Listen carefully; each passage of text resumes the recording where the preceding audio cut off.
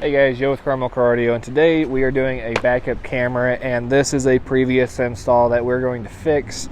This is the older camera that they have previously installed, and funny enough, it's a front-facing camera, so the image is reversed.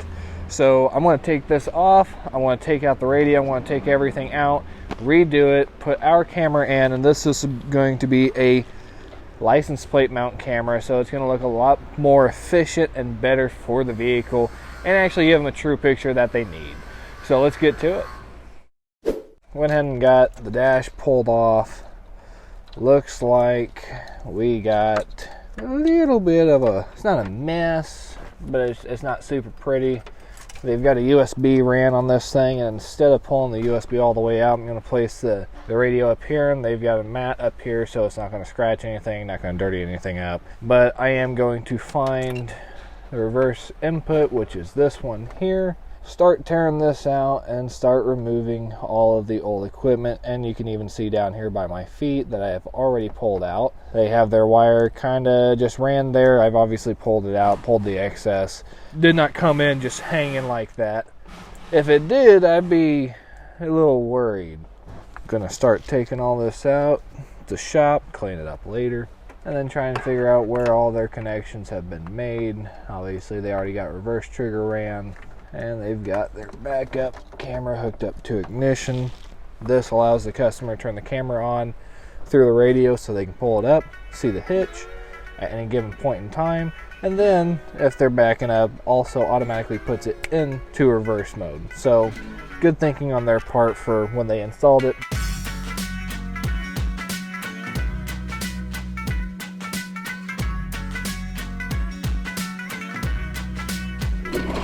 Alright guys, so I've already got the camera removed off the back. I got the license plate pulled off. Now it's time to get underneath the car, and unfortunately it had to rain, so I'm gonna go get dirty, pull all that old camera out, and while I'm pulling it out, I want to start running the new camera feed. Since the connections are not the same, I've got to replace all the wire underneath it, and even if they were the same, I would not trust it. I'd rather do it right, do it fair, and make it look OEM as possible. Even though this isn't a brand new car, I still want to treat it with the utmost respect and make it just that much better. So I want to get to it.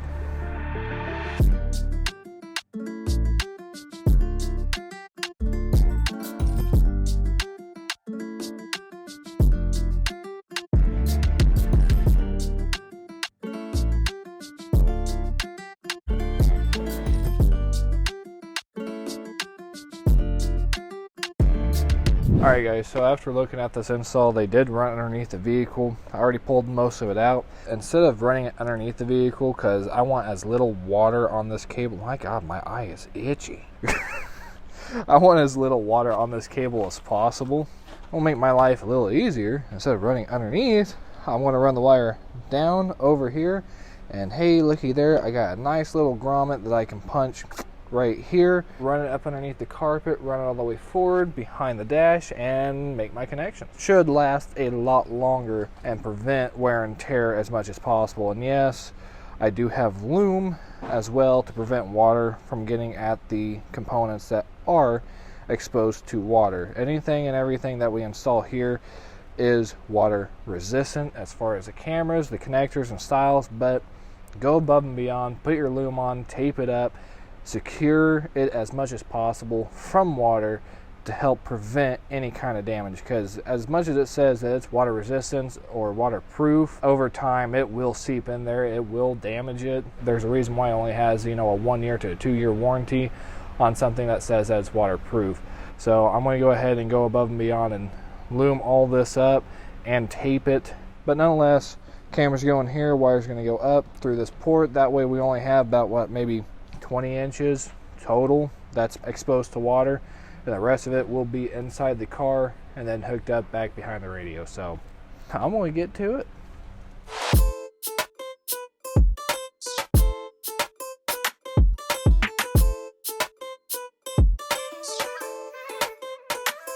Okay.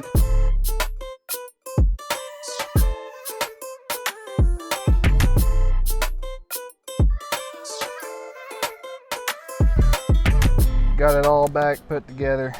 Time to start running this. And we are almost done. Tuck all these wires, really small wires, and then we can zip tie along with the factory and then run it all up here with factory and make it better. Quality.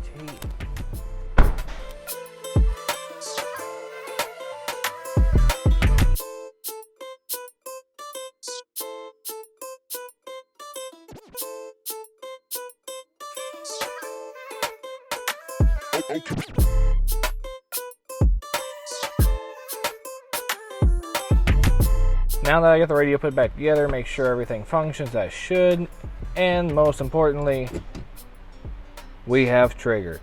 I don't have the camera hooked up, which is what I'm going to do now. Now that I got the 90% of the portion done, everything's solid up here, it looks good, it's fundamentally safe and secure. We're done on the inside as far as install, just got to do a little bit of cleanup, make sure we're not leaving a mess for the customer, and treating every car with the utmost respect. It's a 20-year-old car.